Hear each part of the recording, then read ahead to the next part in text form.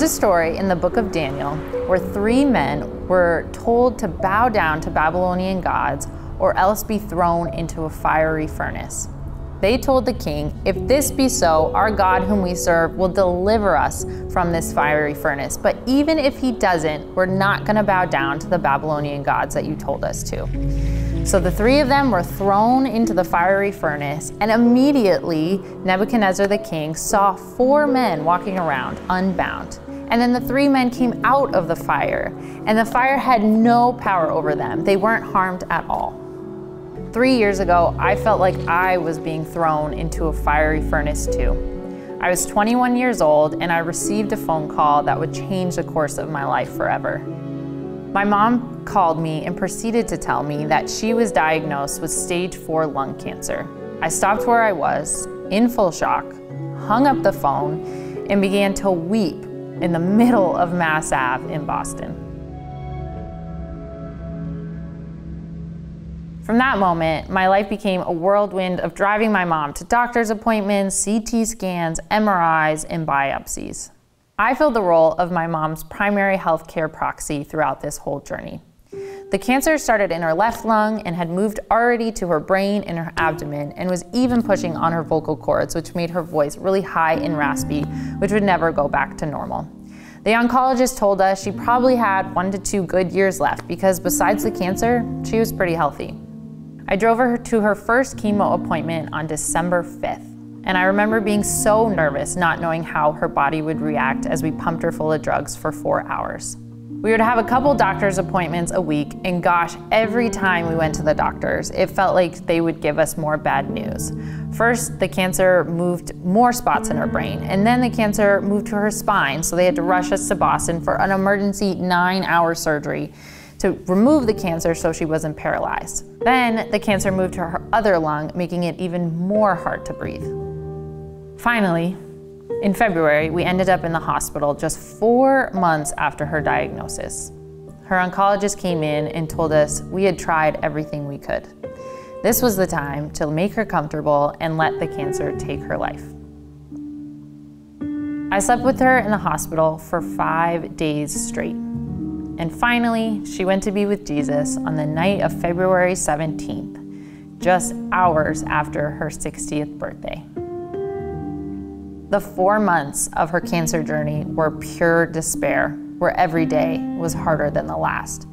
Every day it got harder for her to breathe, and every day she had more pain. And when your heart is going through overwhelming suffering, it becomes hard and calloused, which is exactly what happened to me. And I became extremely angry with God.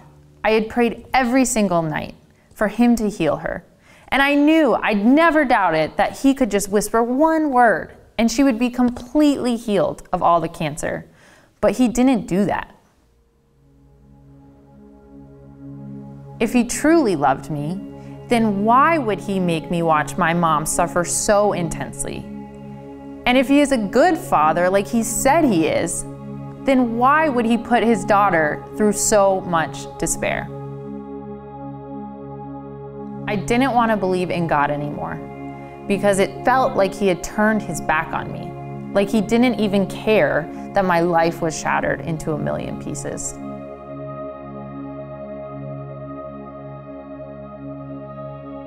The pain masked the ways that God was providing for me every day. But he was there.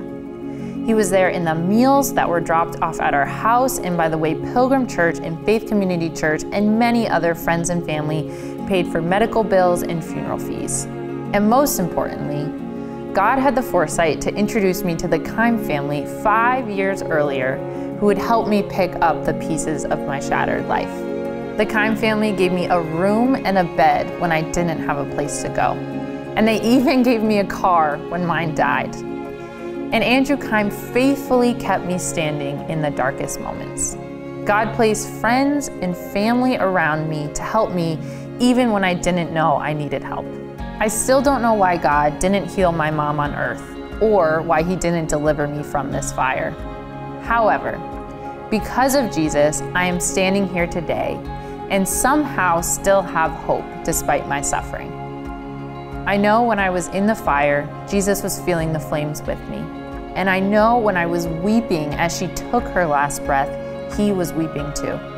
I know this because my hard heart has started to become soft again. And truly, that could only happen with the supernatural powers of the Holy Spirit. I still feel the pain of the furnace, and the trauma of it often gives me nightmares.